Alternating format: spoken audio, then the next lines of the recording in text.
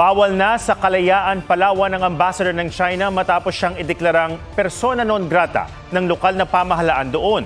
Sa gitna yan ng tumitinding palitan ng patutsada ng mga opisyal ng Pilipinas at Chinese Embassy. May report si Mariz Umali.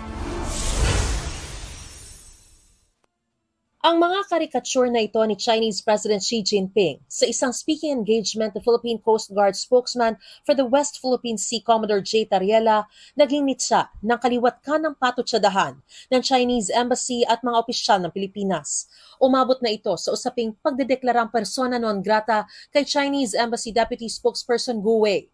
Ang persona non grata ay salitang Latin ng ibig sabihin ay unwelcome person o taong hindi katanggap-tanggap. I suggest that we study the possibility of declaring that particular person a persona non grata. Ang Bayan ng Kalayaan sa Palawan nagpasa ng resolusyon para kondenahin ang Chinese ambassador at idineklara siyang persona non grata sa kanilang jurisdiksyon.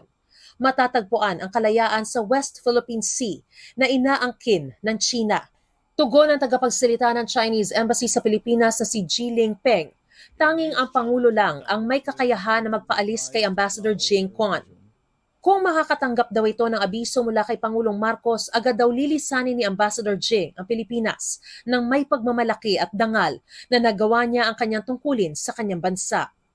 At kung may idedeklara raw ang Pilipinas na persona non grata, isama na rin daw siya at ang buong media affairs and diplomacy team dahil wala raw silang iwanan. Gayunman kahit daw isara ang kanilang embahada, patuloy raw nilang lalabanan ang paninira sa China. Kung ideklarang persona non grata, pinauuwi ng host country ang isang foreign diplomat sa kanyang bansa. Ayon mismo sa Department of Foreign Affairs, isa ito sa pinakamabigat na hakbang pandiplomatiko na maaaring ipataw ng gobyerno laban sa dayuhang diplomat. Babala ng DFA, mabigat ang implikasyon nito dahil maaaring gumanti o magsagawa ng countermeasures ng kabilang bansa. Ginagawa lamang daw ito bilang last resort kapag nasira na ng lubos ang diplomatic relations ng dalawang bansa at wala ng ibang solusyon para maayos ito. Hiniling din ng DFA na bigyan sila ng sapat na espasyo para gampanan ang tungkulin nito at ayusin ang mga issue sa pamamagitan ng dialogo at konsultasyon. Sa halip na sa pamamagitan ng pampublikong diskurso, alinsunod sa vision at paggabay ng Pangulo bilang architect ng Philippine foreign policy. Sa ngayon, ang China ang nananatiling largest overall trading partner ng Pilipinas. Tingin ni Professor J. Batumbakal, lumalaki ang insecurity ng China.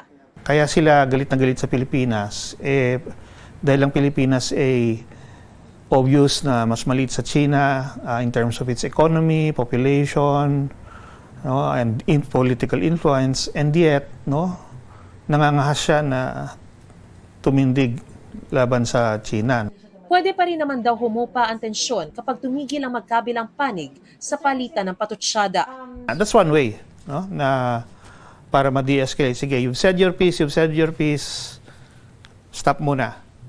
Cool down muna. Sabi naman ng Malacanang, pwede naman pong magkaroon ng firm action with diplomacy. Mariz Umali nagbabalita para sa GMA Integrated News.